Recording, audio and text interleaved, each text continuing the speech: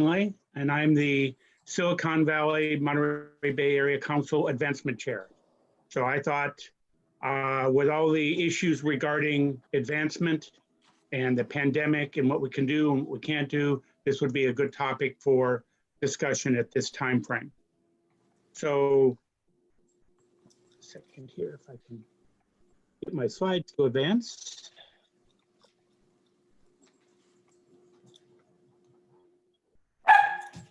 Okay, today, can I get whoever has the dog barking to mute themselves, please? Sorry about that. Thank you. Today, I want to briefly touch on the different areas of concerns and issues caused by the pandemic. There are just a few things to touch on for Cub Scouts. The majority of what I want to talk about is advancement related to Scouts BSA. And at the end, we'll have a Q&A period. And if you have some more specific Cub Scout questions that you want to answer at that time, then that would be a good time to bring them up. I am going to ask that people try to hold their questions until the end and put them in the chat area. And Sally Erickson, who is also on the advancement committee with me, will be keeping track of the items in the chat room, and we'll cover all the material that you might want to. And if not, then we can get back to you on it. And please put them in the chat to everybody, because sometimes they spark other people's questions as well. And I will monitor, and as Fred says, we'll get them answered at the end.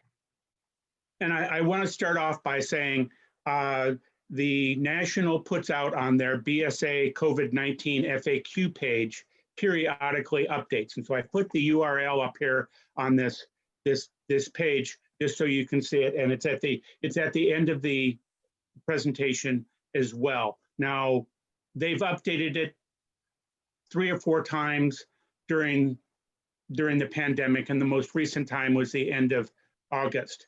And currently, the things that are in place that they have allowed run through the end of the year. So we may see some changes in December. A lot of it's going to depend, of course, on what the state of the pandemic is, and it may change to more localized council by council based exceptions, depending on what they decide to do. So on the Cub Scout advancement, a couple of the changes that they've done is certainly on the Outdoor Activity Award and Summertime Pack Award, the packs could not do what they normally would be expected to do. And so allowances have been made that the packs could do alternative pack events and still qualify very loosely, for the Outdoor Activity Award, the Summertime Pack Award. The last thing we want to do is stifle advancement for the Cub Scouts. And that's where really is do your best, and does it meet the intent. I've had people call me and say, oh, for the bare essentials requirement where they pitch a tent, because of the COVID, can they just put up a blanket fort in their living room and count that as setting up a tent? And I said, no, I don't think that really meets the intent of the requirement. So think about that. You could set up a tent in your family room, but not a blanket fort. I'm sorry. And the Webelos and Arrow of Light sign-offs, historically, those were done, when you went from regular Cub Scouts into Webelos, it changed from the parents signing off to the Webelos leader doing the sign-offs. Well, now it's kind of reverted back to the parents or any adult in that household can sign off for the Webelos or Arrow of Light sign-offs to make it a little easier, especially for those units that are still meeting virtually.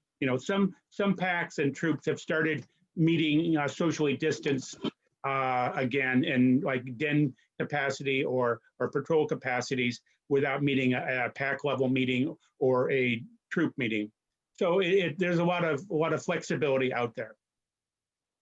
Now on advancement, for the Scouts, they've made a lot of changes regarding what you can do to meet requirements to advance loosening up on the swimming and camping requirements.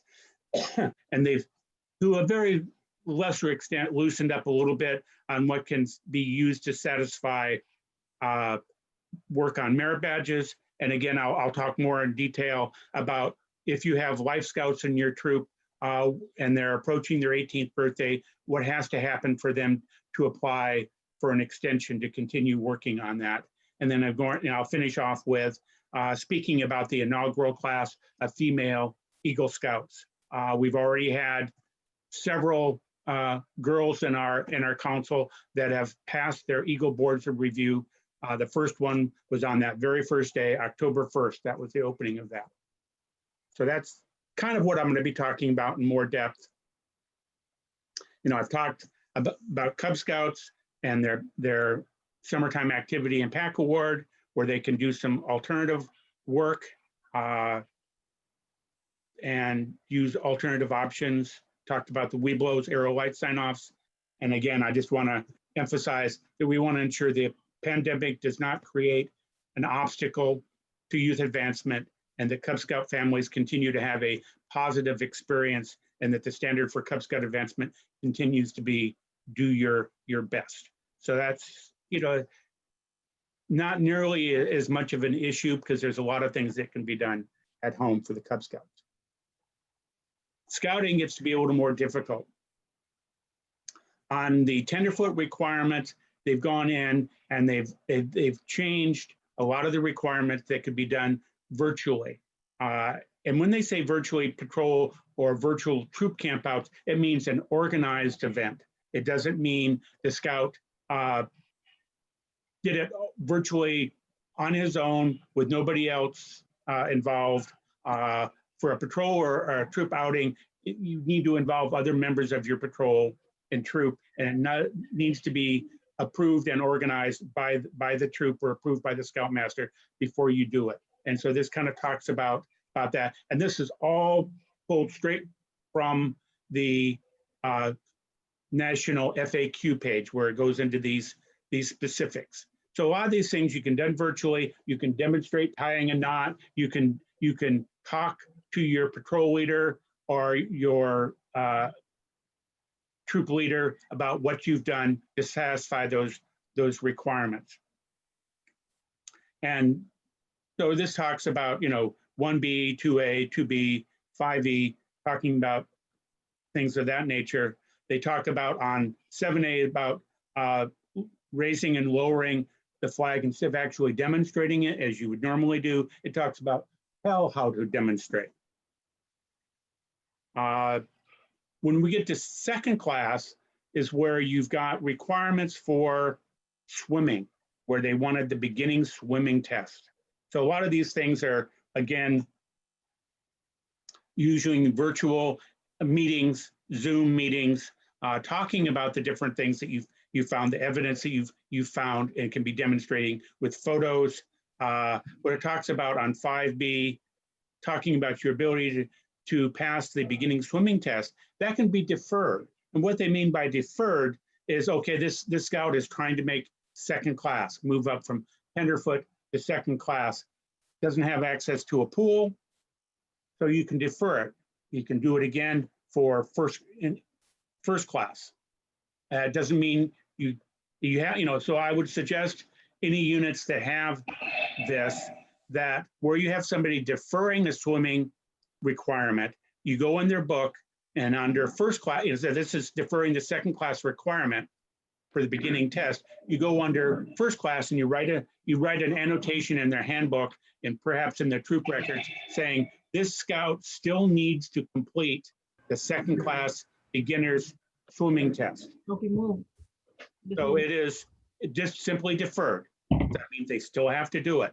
Now, come next spring, maybe they've completed all the requirements for first class now, except for the swimming part, and the same restrictions are still preventing them from doing their swimming. You can defer it one more time and put it on the star page. This scout still needs to do both second class and first class swimming test. And so you can move it on, but that's about as far you can really go with it. at some point in time, and hopefully next spring it will be better. Certainly by next summer, one can hope that it will be better. So again, these are just simply postponed, deferred until another date. So, it's just trying to make it a little easier to meet some of these things virtually and still allow them to continue moving on. Now for some of the camping requirements where they talked about you have to have a certain number of days and nights of camping, then you can use a virtual night to satisfy that requirement, or maybe even two. You wouldn't want to say, let's do every weekend next month, we'll do a virtual camp out. Well, in reality, your troop would not have gone camping every weekend of a month. So it kind of meets the reasonable test, and a Scoutmaster could certainly say, no, I'm only going to count 1 or 2 virtual nights to meet those camping requirements. So it's we're trying to say, does it meet the intent? And given that, and if the Scoutmaster, if there's some dispute between that, then certainly, I can be contacted, or I would suggest, rather than me, you start with your district advancement chair and have them try to field any of your questions that you might have regarding some of these. Does this meet, the requirements? So I want to talk a little bit about merit badges. A lot of these things we've just talked about where they've modified some of those things. Let me start off by saying that no council, no merit badge counselor, no individual has the right to modify the requirements for a merit badge. Doesn't mean you can't meet some kind of compromise and say, does this meet the intent? Now, most of the requirements they're talking about here, I've talked a little bit about the camping. Now, camping merit badge requires that that you have 20 days and nights of camping. And that may be, you may have a scout working on Eagle that is saying, hey, this is the only thing preventing me, and you might be able to work out a unit camping trip or a patrol camping trip where you're all camped out in your backyards, and use that to modify 1 or 2 days for the camping requirement. But it's not meant to be a mass replacement, like I said earlier, 4 or 5 days in a month's time virtually. It doesn't meet the intent. A lot of these things where it talks about visits, visit to a city council meeting for citizenship in the community, that can be replaced with a lot of these town halls or city council meetings are broadcast virtually online, and that can be used to satisfy the requirement of attending a city council meeting or go to a museum. So those are things that have been documented by National as being an alternative that you can do.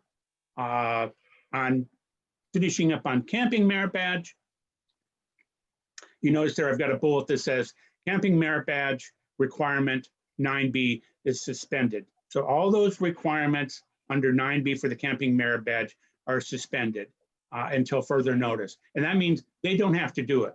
It's not like the swimming requirement where it's deferred and you have to come back and do it at a later date. This is just simply for the point in time. Those are fun activities. If you can do it, that's fine, but you certainly don't have to do it. And you can do all the other requirements, get your camping merit badge, and not worry about having to come back next summer or next fall and do 9B. I want to talk a little bit more about this as far as an example of how you can meet the requirements on some of these merit badges. Cooking is an example that I get a lot of questions on. On the cooking merit badge, for one of the camping meals, it talks about cooking for your patrol. You can substitute your family for a patrol. You can substitute a group of siblings if you have, a family. It should be, 3 to 5 to 6, other people other than yourself to have a group that you're cooking for. And if you did that on a camp stove in your backyard, you could certainly do the camping required cooking under the COVID restrictions. One of the other things is you have to cook a meal for a backpacking trip or a hiking trip. You can work around this a little bit by saying, okay, we're going to go take a day hike in a local park. We'll stop, we'll cook, say, breakfast in the parking lot. We will pack up everything that we would normally take. And this is a case where if you were going on a backpacking trip or planning on cooking for a hiking trip, you would need to carry the food. You would need to carry your pots and pans. You would need to carry your stove and fuel with you on that hiking trip. If you came back and cooked it in the parking lot to finish it up because the local parks don't allow an open flame, then that would certainly meet the requirements. You carried all the equipment necessary for it. You had to plan food that was transportable in a backpack and not in a cooler. What I don't want to see is somebody coming back from something like this, going to their refrigerator, pulling out the food and cooking it on the stove when it was meant to be a backpacking or a hiking stove. So if you work out the details with your merit badge counselor and talk about it, I think you can come to an accommodation. They're not changing the requirements. They're just showing how you can meet some of these requirements in a safe manner. So hopefully, I've kind of giving you some ideas on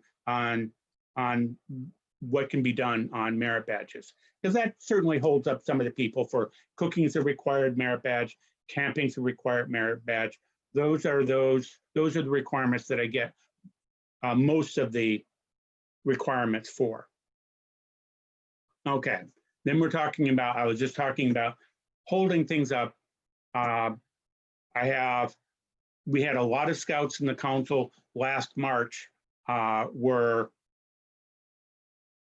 on the cusp of finishing Eagle when everything got shut down and their 18th birthday was looming. And the National said, okay, you can have local councils, that would be us, a combination of submitting the application for an extension to your district advancement chairman. He has to approve it if it's reasonable. And these are things where COVID-19 is, excuse me, the only reason that you aren't able to meet your requirements for Eagle. You can't suddenly say 2 weeks before your 18th birthday in April, oh, you realized you needed to start your personal management merit badge that takes 3 months. That would not be something you could apply for a COVID-19 extension, because certainly COVID didn't cause you to not start your personal management merit badge. That's on you or the scout. So if it's related by, oh, I'm going to do it for the school has been shut down, the church has been shut down, I haven't been able to get a group together because of the requirement, then they could apply for a 3-month extension. Those that applied for it, say, starting the 1st of April, well, their 3 month has come and gone already. And so National said, okay, they can have a second extension so that they can work on their Eagle project until 6 months past their 18th birthday. They're all in 3-month increments. What I told all the advancement people on the different committees was, if a scout comes back to you for a second extension because things still aren't open, then he needs to be counseled and advised, hey, you need to be proactive, you need to be working with your beneficiary, you need to be finding out how can you change that merit badge, that Eagle project, to make it doable under the current restrictions. And if it can't be modified, then maybe you need to look for another project. Because here we are 9 months later, or not 9 months, 8 months later, and it's a case where things are still somewhat restricted. So although now we've been authorized to give a third extension, I'm certainly not giving a third extension to anybody that sat back and done absolutely nothing to try to find a solution to finishing his project. They need to be working actively on trying to find alternative solutions. Maybe it's a case where their project is they're building something and they've done all the work, they just haven't been able to install it at that church or at that school. So maybe they meet with the beneficiary and the beneficiary is saying, we're willing to sign off the project as being complete because you've done all the hard work. And maybe the scout can agree to come back at a date when things are open and do the install. Maybe in the meantime, he's gotten his project signed off as complete. Now, it depends on, that's something that would need to be worked with the beneficiary. You would also need to go back to your district advancement person and make sure that they're in concurrence with that the installation part wasn't a major portion of the project, and that the build part in and of itself isn't enough to be qualified as an Eagle project. So there needs to be some discussion going on there. Don't do anything in blind faith that, oh, I heard that if we don't install it, we can still get it signed off. It has to be approved. It has to be worked. So right now, through the end of December, we can still grant a third extension. Now, this third extension, which would take them out to 9 months past their 18th birthday, that can be in place beyond the end of the year, but we can't approve that extension after December 31st. So if it's somebody that comes to us on December 1st, their birthday is December 15th, then they would have 3 months after December 15th, or until after the first of the year to finish things up. We'll then have to see what happens come the end of the year, whether or not the National makes another modification, and they may just leave it still at, you can't go more than 9 months in your extension. Okay, here's kind of a copy of what the application looks like. All it's requiring is the scout to fill it out with the basic information. You can get this form from your district advancement chairman, and he can also send you the document that talks about how to fill it out. The only approvals that you need on it is your district advancement chairman and myself. I forward it to the council office. They will go into ScoutNet and change, the scout's eligibility date to be 3 months past his 18th birthday, or 6 months, or 9 months. And when this is approved, the scout would, when they turned in their Eagle application and had an extension, they would need to submit a copy of the approved application with their Eagle application, their extension request and their Eagle application together. It can be done in a matter of a day or two. I've had scouts saying, well, I turned 18 in 2 months. Should I get my extension now? I say, let's wait until you're closer to your 18th birthday. Maybe you can still finish that project. If you can't, then you've got plenty of time to come back and get your extension. Okay. Inaugural class of female scouts. Right now, National said, originally they had said when the girls came in that the inaugural class, they do not want to recognize who is the first female Eagle Scout. They did not want any competition trying to say, oh, I was the very first female Eagle Scout. So they've said they're all going to be in the first inaugural class. So everybody that sets their Eagle Board of Review between October 1st and February 8th will all have the same date on their Eagle document, their final Eagle certificate. They will all be dated February 8th, regardless of whether they pass their board of review October 1st, December 1st, January 1st, doesn't matter. They'll all be dated February 8th. What will be happening is, if for these scouts that have already, these girls that have already passed their Eagle Board of Review,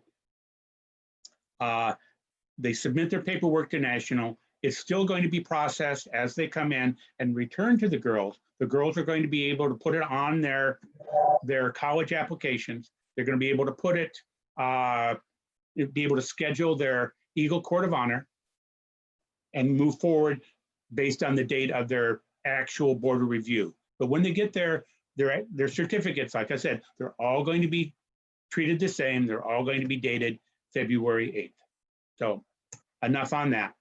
Now it becomes back to you guys, question and answers. So what kind of things do we have in the chat room, Sally? One question from Beth about going back to the virtual camping nights. And she's got a scout with the family's got some health restrictions, so they're not leaving the house at all. And you know, how many camping nights, virtual camping nights, can he do to count towards his 20 nights? Is that a fair summary, Beth? Where'd she go? Lost her. Yeah, it looks like she dropped off. I'll take notes for her though. Okay. Thanks. Okay, you know, like I said, it should not be more than what your troop would have normally have done. You know, if your troop would have normally have gone, because usually your 20 days and nights of camping usually only allows one summer camp in that total. The rest are individual camping trips. And so if your troop normally goes on one camping trip every month, then that's what you could that's the most that you could count. Now maybe your troop goes out on Friday night and Saturday night comes home Sunday, you could count that. You know, if you did, and these need to be actual troop or patrol events. So it would have to be organized by the troop. It would have to be sanctioned by the troop. If your troop only sanctions one of these virtual campouts a month, then that's all the scout can do. Hopefully that helps. Okay, Sally? Yeah, and Beth just was out for most of your answer, unfortunately. So oh no, yeah, yeah, my network died. Okay. hate that. Why don't we just, you know, instead of making people hear it the third time, we'll just cover it at the end. Yeah, well, I see it's recorded, so I'll just check the recording. Okay. What's next, Sally? That's all. Oh, here we go. How do we get a copy of your slide deck? Well, most of this information is, I can put it up on the share folder that I have with the advancement team, and you can get it from your district advancement chairman. But all this data that I spoke to is straight off of the FAQ page from National. So go out to the BSA COVID-19 FAQ page, and now all the information I talked about, that's my source document. Yep, and I put it in the chat as well. It's probably just as well to go read it from the source. It's not that different from his slides. Anything else? Blue cards. Can you discuss blue cards? Sure. Blue cards. On into what specifically? I mean, there's still the main thing. There are digital blue cards out there where a scout can get a PDF card, blue card from his Scoutmaster and work with that. A lot of it is worked through Scout Book. So, and some of it is this. As an example, my grandson was working on merit badges, and he asked his Scoutmaster and had an email from the Scoutmaster giving him approval to start work on it. So he has that email. If and when we meet in person, which we've started doing on our troop, we meet at the church. We've got 3 patrols. They each take a different corner of the facility and meet in just the patrol level, so they're in the same kind of a patrol cohort. And so he was able to leave a blue card on the table, and the Scoutmaster signed it, and then my grandson came back and got it. So what was the specific type of question regarding the blue cards. You know, I mean, they're no longer required to be submitted with the Eagle application. You know, when you go to summer camp, many summer camps don't issue blue cards anymore. It's all done electronically. Well, I think what we ought to do. What was that? I'm sorry. Hi, the question I had is just, I guess, the signatures that are required on the card. We've decided that we'd like to go ahead and provide the scouts with a blue card, whether it's the actual blue card or the electronic card. And so it's just a matter of the signatures. And so I just wanted to confirm that it needs to be signed off by the merit badge counselor and the And the scout master. Correct. And you can do it digitally. There's digital, if you go online and look for digital PDFs of the blue cards, they're available online. They're editable blue cards, and you can pass it from the scout to the scout master to the merit badge counselor and then back to the scout and get all the electronic signatures. And do it that way. Or you can just wait until such time as you can physically get the card signed just for posterity's sake. And I've done a couple by, you know, good old US mail. That works as well. Hopefully that answers the question. I'm looking at the list.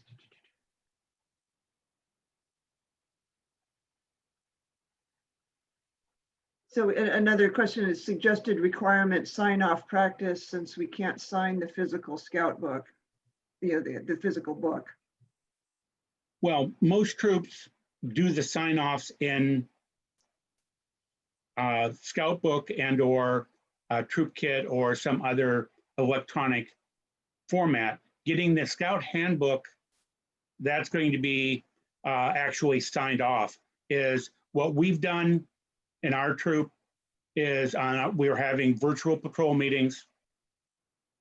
If a scout demonstrated his knots to an older scout, and that older scout signed off on that scout requirement, then he sent an email to the scoutmaster and to the scout himself saying, yes, I signed off Johnny's tenderfoot requirement 4A. And so the scout knows that he got signed off by the older scout. The scoutmaster or the advancement chairman knows that it's been signed off. Getting the handbook signed, that's physically, then you would have to track those and say, you know, maybe you print out those emails, put them inside your handbook until such time that you can meet in person and then have a sign off. But that way the troop knows that it's been done for their records. The scout knows that he's gotten the sign off, instead of 2 months later saying, why Johnny signed that off for me, didn't you get his email? That way the scout himself gets the feedback that it's been signed off, as well as the troop leader and advancement unit person. Have to be kind of inventive. Yeah. And then there are follow-up questions about what the scouts need to turn in these days with their Eagle application in terms of the blue cards. They don't have, we suggest that they turn in their Eagle required blue card, but it is not a requirement. National says we cannot require them to turn in their blue cards because it's all been recorded in Scout Book and ScoutNet already. It just makes it a little easier sometimes if there's questions when they're verifying the Eagle packet, but they're not required to be turned in with the Eagle packet. Basically, you're turning in your application, your purpose of life statement. You've got your complete Eagle project packet. Those are the things that are really required to be turned in. Anything else? No. Nothing in chat. You guys want to? Okay, well, Unmute hopefully, or- hopefully we will see ourselves through, this pandemic and move forward. I know A final note on extensions. I expect that next year we'll start to see some cases where a scout was delayed in making life because of the restrictions. And then he has less than 6 months left in which to make Eagle. Right now, the extensions are only available for those life scouts that can't finish Eagle. So you could have a Star Scout or a Life Scout that have been slowed along the way, and they can still come back, say next year, and cite that as an extenuating factor. And then they would have to document how COVID restrictions prevented them from making their life rank before they, with enough time to still make Eagle. So, and I expect that may impact some of the girls as well, as they make, because they were given a 24-month window from the time they joined. So if they were 17 when they joined, they could work on Eagle until they turned 19. Well, they may have been delayed along the way because of COVID-19, and they may need to apply for an extension based on inability to rank up accordingly.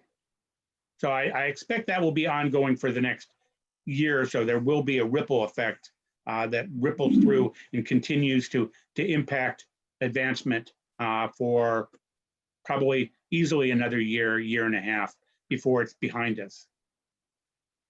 So I'm glad you all took time out on your Saturdays to attend the class. And again, reach out to your district advancement chairman if you have questions on that. And we meet on a regular basis and we communicate. So we're always willing to answer these questions. Here on the resource guide, I've referenced the COVID-19 link. The guide to advancement is available as a PDF online. Guide to Safe Scouting, Merit Badge books, Boy Scout requirements. They're all good resources to use to help fill your information. So Fred, we did get one more question about, or she says she'd like to speak about the Santa Clara County social distance protocol.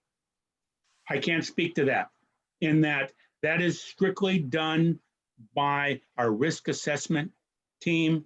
Currently, the last I heard, and that's usually on the council webpage, what the latest social distancing data is. The last I heard, it's still at groups of 12 outdoors, groups of 12 scouts with no more than 3 adults in outdoor aspect is the last I heard. But I have I have a meeting next Wednesday where I expect, a council committee meeting. And maybe they will have something that we can publish at that point in time. But all that information is published as soon as it comes out on the council webpage. And there was just in the most recent Scouter Weekly a link to the council startup guide, which they've just published. Good point. Yeah. I just put a link to that in the chat. And another question is someone needs to know how they can find their district contact. I assume you mean your advancement contact? And that information is on the council website as well under advancement.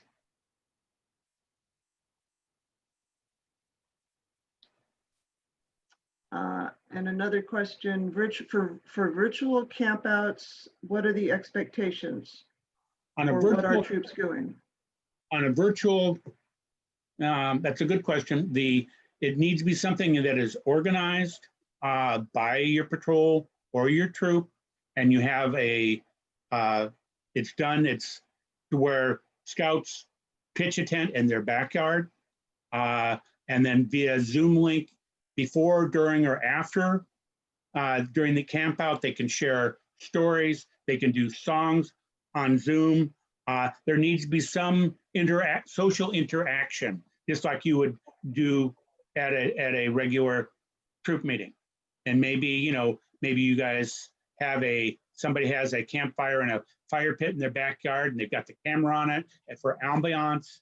They're telling ghost stories with Halloween coming up. Maybe they're having a skill session at where they're broadcasting. Okay, here's how you would make a troop a camp gadget. You know, here's an example of a camp gadget, and they're showing and sharing those skills. So you're functioning in many aspects the same way as you would. And there's lots of information online on national and local councils where they've given examples of virtual campouts or virtual meetings that you guys can mimic. But the expectation is you do have some social interaction during the course of that virtual campout, and it's not all done in a microcosm of nothing, you know.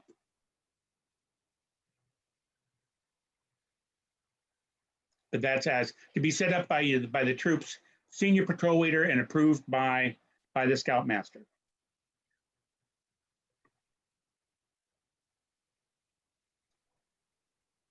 Anything else? They're saying thank you. Okay, well, thank you, everybody. I'm glad that you participated. I hope that I was able to share some information and answer your questions. And again, reach out to me if you need to. On that, you know, you can reach through the advancement link and send us your questions, and we'll be glad to answer them. So thanks again, everybody. Bye. And Beth, if you want to stay on, we can do your question one more time.